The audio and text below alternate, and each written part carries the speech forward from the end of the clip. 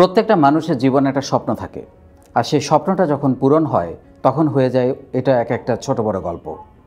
আপনার জীবনে সেই গল্পর শুরুটা যদি উদ্যোক্তার স্বপ্ন দিয়ে শুরু হয় কেমন হয়?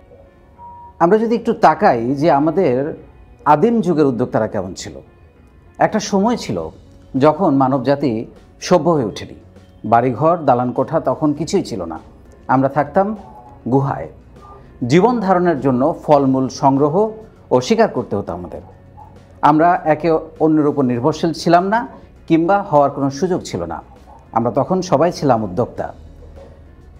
মানব সভ্যতার উন্নতির সাথে সাথে আমরা নিরাপদ জীবন বেছে নিলাম। আমরা একে অন্যের উপর নির্ভরশীল হয়ে গেলাম। আমরা অন্যের স্বপ্ন পূরণে নিজেদেরকে উৎসর্গ করে দিতে থাকলাম। আমরা হয়ে গেলাম চাকরিজীবী। আপনি কি হতে চান? চাকরিজীবী না উদ্যোক্তা? চাকরি করব না, চাকরি দেব, এই স্লোগান নিয়ে আমাদের কাজ হবে আপনার মনে স্বপ্নের আলো জ্বালিয়ে দেয়া। এখন আমরা যদি দেখি যে আপনি কম্পিটিশনটা কেমন, সেটা যদি একটু দেখি আমরা। এইখানে আপনারা যেমন দেখতে পাচ্ছেন যে প্রায় 40,000 ছাত্রছাত্রী একত্র হয়েছে মাত্র 40টা চাকরির জন্য। কোথায় পাবে এত চাকরি? প্রতি বছর লাখ লাখ শিক্ষার্থী বের হচ্ছে, কিন্তু তাদের জন্য সেই চাকরির বাজার কেউ তৈরি করতে পারছে না। কিন্তু এই 40 জন লোক কিন্তু 40,000 চাকরির ব্যবস্থা করতে পারে যদি তারা উদ্যোক্তা হয়। অনেকে মনে করেন যে চাকরি হচ্ছে একটা নিরাপদ জীবন আর উদ্যোক্তা হচ্ছে রিস্ক।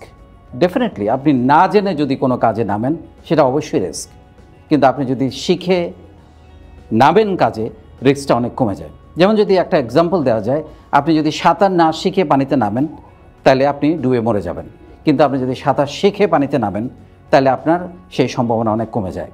সেই জন্য আমরা যদি টেকনিকগুলো কি সেটা জেনে আমরা যদি নামি তাহলে ডেফিনেটলি আপনি সফল হবেন। এখন আমরা শুরু করতে পারি যে উদ্যোক্তা কিভাবে আমরা হতে পারি। আমরা যদি একটু অ্যানালাইসিস করি, আপনার এখনকার সময়টা এই 3টা স্তরের মধ্যে আছে। আপনি হয়তো ছাত্র, আপনি হয়তো বেকার, কিছুই করছেন না, অথবা আপনি কর্মজীবী, আপনি কোনো একটা জব করছেন। ছাত্র হলে তো কোনো সমস্যা নেই, আপনার একটা সময় বের করতে পারেন। কীভাবে সময়টা বের করতে পারবেন সেটা আমরা আপনাকে বলে দিব। আর যদি বেকার থাকেন, আপনি চাকরি না খুঁজে আপনি একটা উদ্যোক্তা কোনো একটা কাজের জন্য আপনি চেষ্টা করতে পারেন। আর যারা কর্মজীবী, যারা চাকরি করছেন, তাদের প্রতি আমাদের অ্যাডভাইস থাকবে যে আপনি কাজ শেষে 6টা থেকে 9টা রাত্রেবেলা যে সময়টা পান, এই সময়টাতে আপনি কাজে লাগান কোনো একটা ছোটো উদ্যোগের জন্য, তাহলে আপনি জীবনে সফল হতে পারবেন। এখন আমরা আসি যে আমাদের উদ্যোক্তা হওয়ার প্রস্তুতিটা কেমন হবে। আসলে যেটা হয়, আমরা নিজের সাথে কখনো কথা বলি না। আমরা সারাক্ষণ শুনতে থাকি, আমরা বলতে থাকি, কিন্তু আমরা নিজেকে কিন্তু সময় দেই না। নিজেকে সময় দেওয়াটা খুবই গুরুত্বপূর্ণ।